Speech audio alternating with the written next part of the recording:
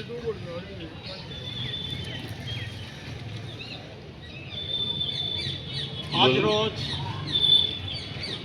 અમે ગીર સોમનાથ જિલ્લાના ગીર ગઢડા ગામે આવ્યા છીએ। તમે જોઈ શકો છો કે ગીર ગઢડા પોલીસ સ્ટેશનનું અહીંયા બોર્ડ દેખાય છે અને ગીર ગઢડા પોલીસ સ્ટેશને અમે આવ્યા છીએ।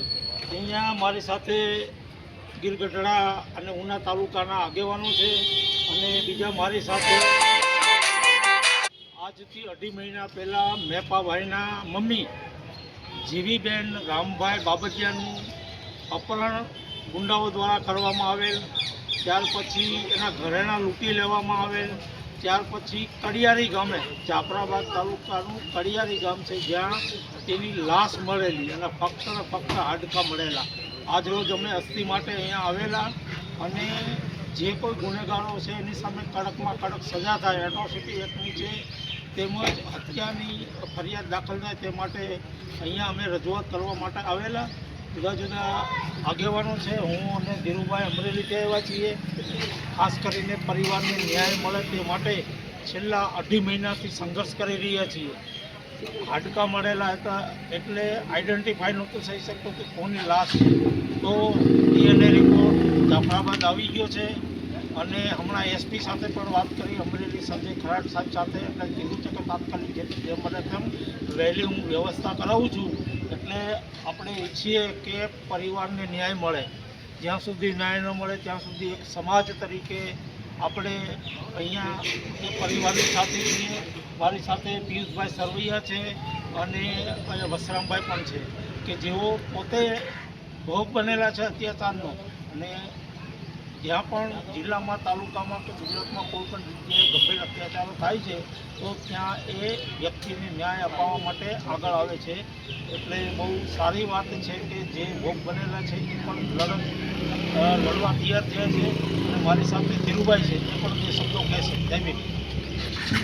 જય ભીમ સાથીઓ, આજે અમે ગીર ગઢડા પોલીસ સ્ટેશનની અંદર ભાઈએ ઘણી બધી વાત જે કરી છે તે મુજબ અમે આવ્યા છીએ। મેપાભાઈના મારીનું જે અપહરણ થયા બાદ જે ઘટના બની એને લઈને અમે એસપી સાહેબને મળ્યા, એમણે મારીની શોધ પણ કરી આપી અને શોધ કર્યા પછી એમના જે DNA રિપોર્ટ થવા જોઈએ એના પરિવારને પણ બ્લડ સેમ્પલ લઈ DNA અને અમે મેચિંગ કર્યા બાદ અમે જ્યારે અસ્થિ સોંપવાની વાત આવી છે ત્યારે અમે એ બાબતને લઈને આવ્યા છીએ। FIR પણ જ્યારે સાહેબની સાથે વાત કરી તો જેટલું પણ શક્ય બને તેટલું આ બાબતે વહેલું કરવા માટે પોલીસ ખૂબ સારી રીતે કામગીરી કરી રહી છે। પોલીસને અમે આ બાબતે અભિનંદન આપીએ છીએ અને જે કોઈ આ કામમાં ગુનાના કામે સંડોવાયા છે એ તમામ આરોપીઓ ઉપર સખત કડકમાં કડક કાર્યવાહી થાય એવી અમે રજૂઆત કરી છે અને પોલીસે આ બાબતે પૂરી કમર કસી અને પોતાની કામગીરી કરી રહી છે।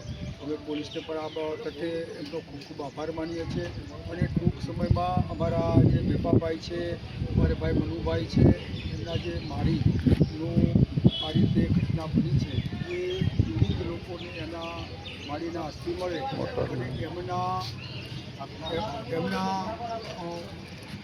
નિર્વાણ જે એમની અંતિમ સંસ્કાર જે કરવાના બાકી છે એ થઈ શકે એ બાબતની એમના તરફની જે લાગણીને માંગણી છે, જે દુઃખ છે અમે સમજી શકીએ છીએ। એને લઈને આજે ફરી પાછા અમરેલીથી મારે ધક્કો ખાવો પડ્યું। અમારી સાથે કેવી પરમાર સાહેબની તમે પણ આવો, આપણે પરિવારને થોડીક મદદરૂપ બનીએ। ગીરગઢડાના જે કંઈ આગેવાનો તમે જોઈ રહ્યા છો ઉનાના ને એ અમારી સાથે છે, એમણે ખૂબ અમને સાથ સહકાર પિયુષભાઈ, ભાઈ વસરામભાઈ અને બીજા અમારા સાથી મિત્રો આપી રહ્યા છે।